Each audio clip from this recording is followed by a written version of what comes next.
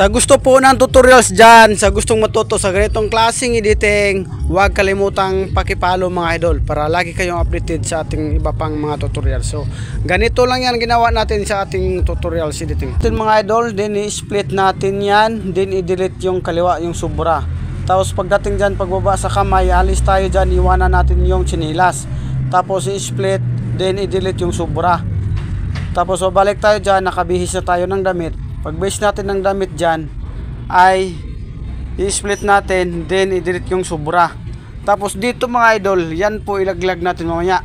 Pagdating dyan na yung paalis na tayo dyan, i-split natin.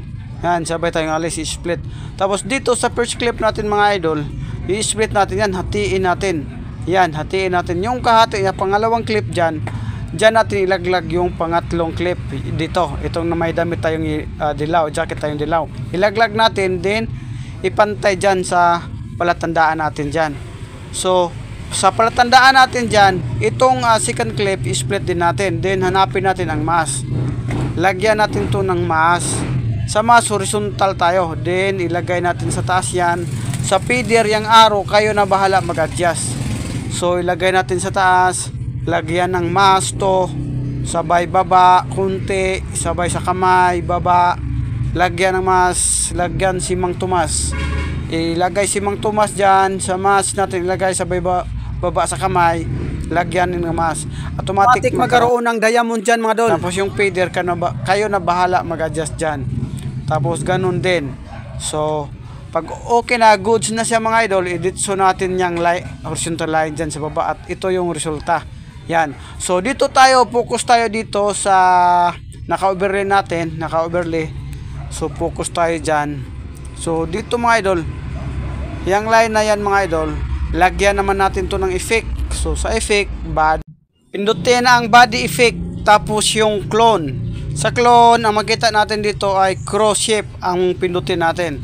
So ganito ang mangyayari yan. Yung same process, yung pangalawang clip din, ganun din. So dito sa naka-overlay natin, sa pangalawang clip, ganun din ang process. Video effect, then clone shape ang ilagay natin dyan. So pagdating dito mga idol ay i-adjust natin, ilagay natin dyan. Kayo na bahala dyan kung saan nyo i-adjust. Pwede 18, 20, ganyan. Yung speed dyan sa paglagay ng mga shadow.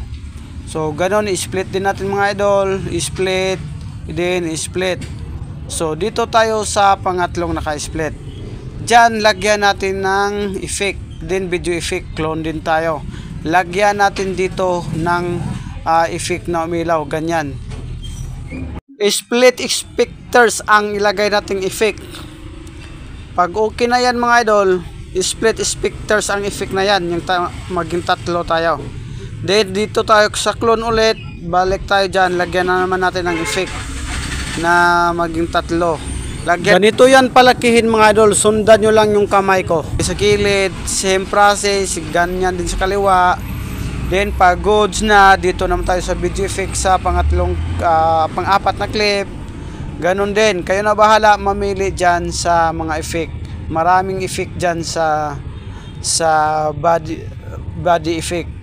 Yan, tapos pagkatapos yan, export natin, ilagay sa 720.